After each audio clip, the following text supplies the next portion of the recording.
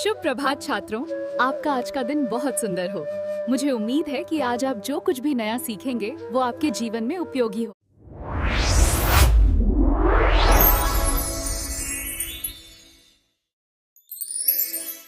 આપણે એક ખૂબ જ સુંદર અને શક્તિશાળી ગુજરાતી નાટક ક્ષિતિ વિશે વાત કરવાના છીએ. આ એક એવી વાર્તા છે જે આપણને વિચારતા કરી દેશે કે સાચે જ ઘર એટલે શું. જુઓ, આ નાટક એક બહુ જ મૂળભૂત સવાલ પૂછે છે. કોઈ પણ પરિવારમાં પ્રેમ મોટો કે મિલકત, આખી વાર્તાનો આધાર જ આ સવાલ છે. અને આ સવાલનો સામનો એક પરિવારને ત્યારે કરવો પડે છે જ્યારે વર્ષો પછી કોઈ પોતાનું અચાનક પાછું ફરે છે. તો ચાલો વાર્તાની શરૂઆત કરીએ. સૌથી પહેલાં તો એ પરિવારને મળીએ જે આ વાર્તાના કેન્દ્રમાં છે. એ લોકો કોઈની રાહ જોઈ રહ્યા છે અને આ રાહ જોવાની ક્ષણ જ એકદમ તણાવ ભરેલી છે. તો આ છે આપણું મુખ્ય પરિવાર. એક છે ચારુબાલા, ઘર સંભાળતી એક ગૃહિણી જે સતત કામ અને તણાવમાં રહે છે. એમના પતિ છે સંતોષ, જે સ્વભાવે શાંત અને દયાળુ છે. અને એમની 8 વર્ષની દીકરી કેતકી, જે ખૂબ જ જિજ્ઞાસુ છે. અને હા, જેની રાહ જોવાઈ રહી છે એ છે ક્ષિતિ, સંતોષની બહેન, જે પૂરા 20 વર્ષ પછી વિદેશથી પાછી આવી રહી છે. હવે જુઓ, આખા ઘરનો ભાર છે ને એ ચારુબાલાના ખભા પર છે. એક તો ઘર સંભાળવાનું, પરિવારનું ધ્યાન રાખવાનું અને ઉપરથી હવે મહેમાન આવવાના છે. એની તૈયારીમાં એ બિચારી એકલી જ બધું કરી રહી છે. એના ચહેરા પર થાક અને ચિંતા એકદમ સાફ દેખાય છે. અને આ જ હતાશામાં એના મોઢામાંથી નીકળી જાય છે કે જાણે હું આ ઘરમાં બધાની એકલી નોકર હોઉં.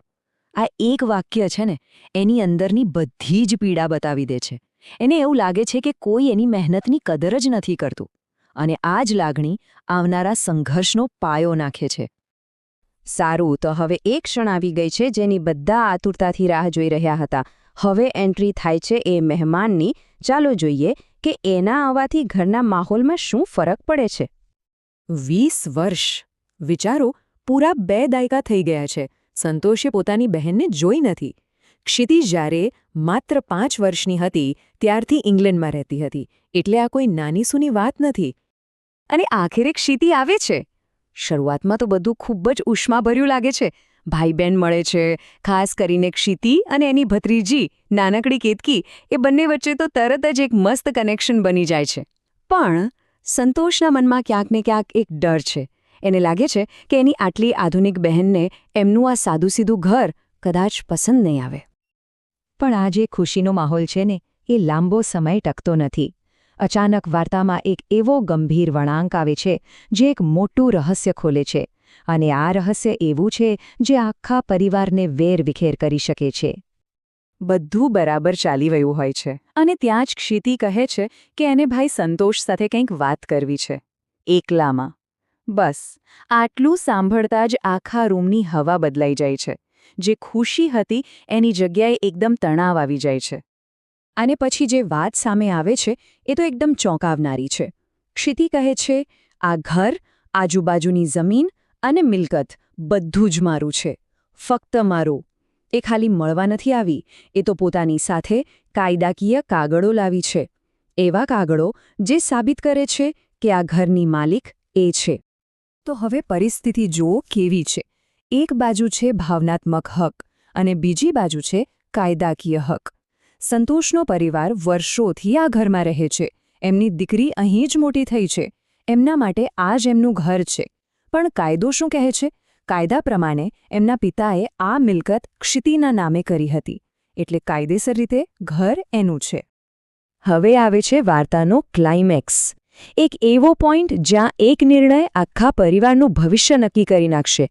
સંબંધો કે મિલકત? અને અહીં સંતોષનું પાત્ર જુઓ. એ કોઈ દલીલ નથી કરતો, કોઈ ઝઘડો નથી કરતો. ખૂબ જ શાંતિથી એ કાયદાકીય હકીકતને સ્વીકારી લે છે. એ પોતાના પિતાની ઈચ્છાનું માન રાખે છે અને ક્ષિતિને કહે છે કે ઘર તારું જ છે. બસ બધું સમેટવા માટે થોડો સમય આપ. હવે બધો પાવર, બધો નિર્ણય ક્ષિતિના હાથમાં છે. એની પાસે પૂરી સત્તા છે.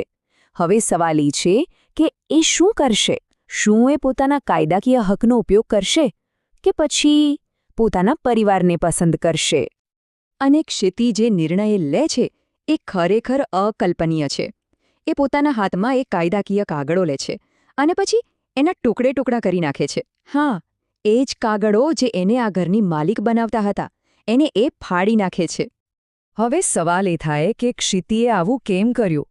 ચાલો આ નાટકીય નિર્ણય પાછળનું કારણ સમજીએ અને જાણીએ કે ક્ષિતિને ખરેખર શું જોઈતું હતું. જુઓ, નાટક અહીં બતાવે છે કે સાચો વારસો શું છે. સાચો વારસો કોઈ મિલકત કે પૈસા નથી. સાચો વારસો છે પરિવારના સંબંધો, પ્રેમ અને એકબીજા સાથે હોવાની લાગણી. ક્ષિતિના આ પગલાંથી એનો સાચો ઈરાદો સામે આવે છે.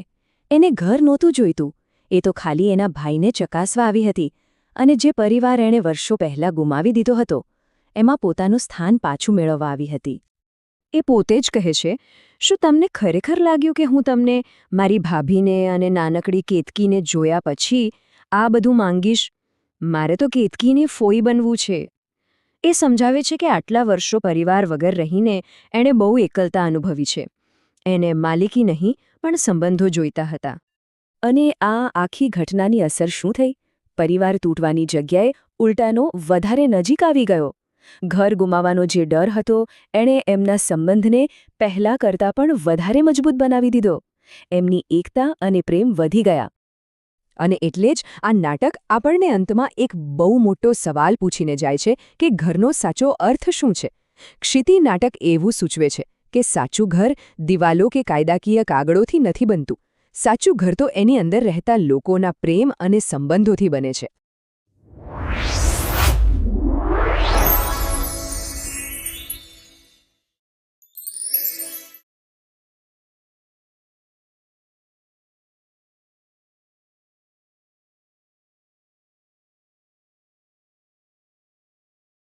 आपको ये क्लास कैसा लगा नीचे कमेंट जरूर कीजिएगा. अगर ये वीडियो अच्छा लगा हो तो 2 मित्रों को जरूर शेयर करिएगा.